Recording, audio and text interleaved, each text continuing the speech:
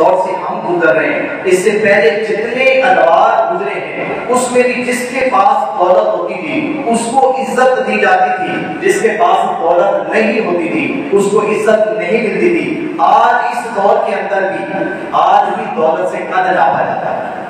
بڑی ساری گاڑی ہو، لمبی چوڑی گاڑی ہو، دور سے سلام کریں، اس کو نہیں سلام کر رہے، اس کے منصب کو سلام کر رہے ہو، اس کی گاڑی کو سلام کر رہے ہیں، اس کے پیسے کو سلام کر رہے ہیں اور اس کی دولت کو سلام ہو رہا ہے۔ ایک طرف جو ہے ایک بندہ اس کے پاس 1000 فن ہے مگر غریب ہے، اس کو کوئی پوچھتا نہیں۔ اور میرے عہد کے کسی شاعر نے بڑا پیارا اس کا نقشہ کھینچا ہے، کہا کہ میری غربت نے اڑایا میرے فن کا مذاق، تیری دولت نے تیرے عیب چھپا رکھے۔ جو دولت مند ہوتا ہے اس سے 100 عیب ہو، کوئی اس کے عیب بیان نہیں کرتا، کوئی اس کے عیب اچھالے گا نہیں، کوئی بات کرتے لوگ، اس کا پیسہ ہے، اس کا اسٹیٹس ہے، اس کا ایک مقام ہے، وہ پیسہ دے کر کچھ نہیں کروا سکتا ہے۔ لوگ اس سے ڈریں گے کہ یار اس سے بات کون کرے، اس کے خلاف کون بولے، اس کے خلاف کون کھڑا ہو، اس کو میں اس کی کمی ہے، اس کے اندر پائی جا رہی ہے، مگر وہ بیان نہیں کی جائے۔ مگر ایک غریب شخص ہے، نادار ہے، غربت کا مارا ہوا شخص ہے اور اس کے اندر 1000 کوالٹیاں کیوں نہ ہو، ہم اس کو منہ لگانے کے لیے تیار نہیں ہوتے۔ بڑے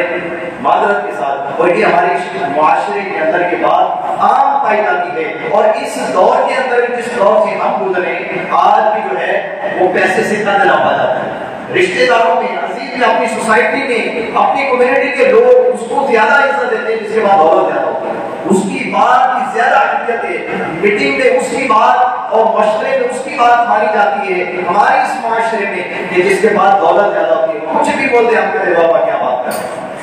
تو بات یہ ہے کہ یہ دولت، یہ پیسہ، یہ منصب، یہ سب کچھ،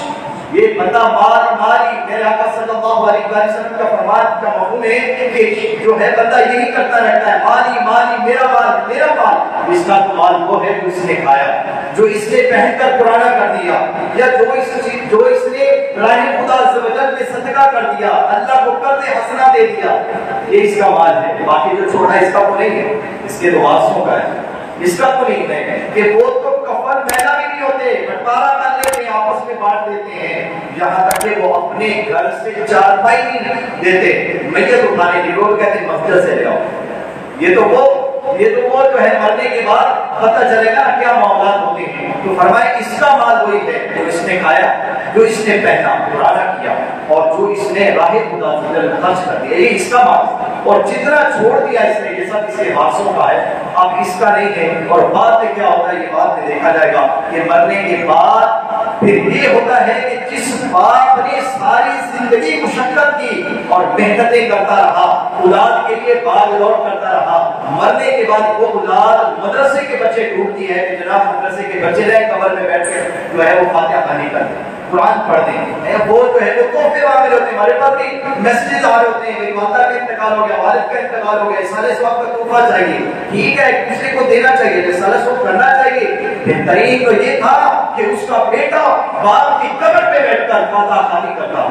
40 دن قرآن پڑھتا، 20 دن قرآن پڑھتا، 20 دن ذکر الہی کرتا، 20 دن نوافل پڑھتا، صدقہ کرتا، اپنے باپ کے لیے سارے ثواب کا ذریعہ بنتا ہے۔ مدرسے کے بچے ڈھونڈنے لگے کہ 4 پیسے ان کو دے کر ہم قرآن پڑھائیں گے، یہ تو تیرے قبر پہ بیٹھ کر قرآن پڑھنے کے لیے تیار نہیں، اور تو حلال اور حرام کی تمیز چھوڑ کر اپنی اولاد کے لیے سب کچھ کر رہا ہے۔ میرے میٹھے اسلامی زندگی بے حد مختصر ہے اور ہم لمحہ بلمحہ موت کے قریب ہوتے جا رہے ہیں، اور ان قریب ہمیں اندھیری قبر میں اتار دیا جائے۔ نجات تمام جہانوں کے پانے والے خدائے محمد الحاکمین جل جلالہ کی عطا اور مومنین پر رحم کرم فرمانے والے رسول کریم رؤوف رحیم صلی اللہ علیہ وسلم کی سنتوں کی اتباع میں آئیے ہم نیت کریں کہ اس رمضان المبارک میں جہاں ہم اپنے معاملات کو دیکھتے ہیں، ہم صدقہ خیرات کریں۔ آئیے